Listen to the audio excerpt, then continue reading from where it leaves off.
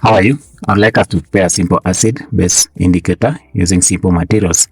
I'm going to use flower extract to prepare a simple acid-base indicator.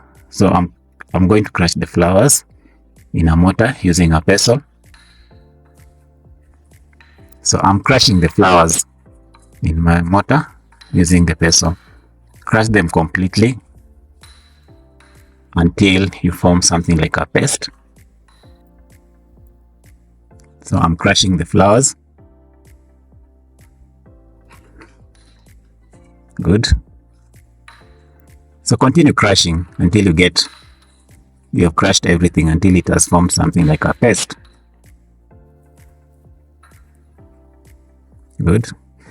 Then I'm going to add some propanol into our crushed substance.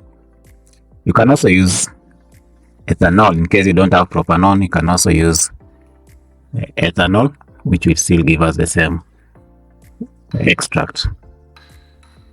Remember, we are using this propanol because it can dissolve most of the organic substances. Water will not be able to do that, so it's best to use propanol, or if you don't have it, you use ethanol. Then I'm going to add more of it. Continue crushing. Good, until you get a deep solution.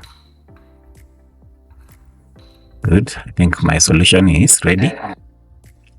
Then I'm going to decant the solution into a beaker. So decant the solution into a beaker.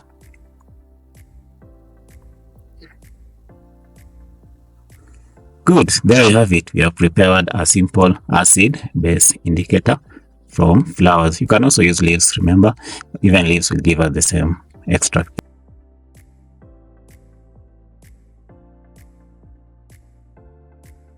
So our next part of the experiment is to test if our flower extract indicator really works.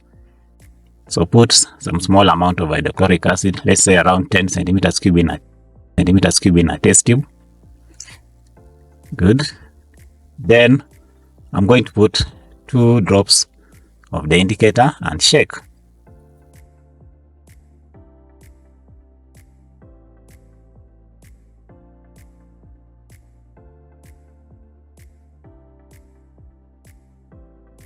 Let us test also a base using the same indicator.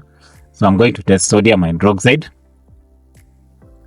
Just put some small amount of sodium hydroxide into test tube, around 10 centimeters cube.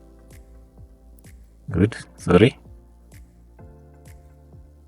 Then I'm also going to add a few drops of the indicator and shake. So I'm getting a brown color that is almost green for a test.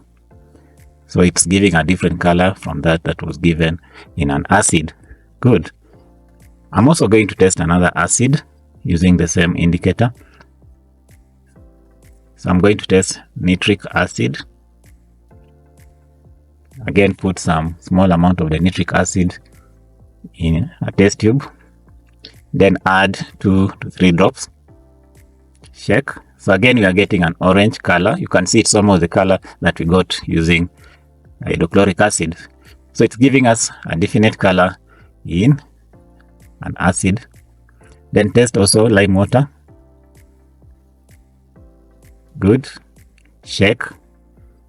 Again, we are getting the acids give the same color, that is almost red color, and then the base is also giving us the same color.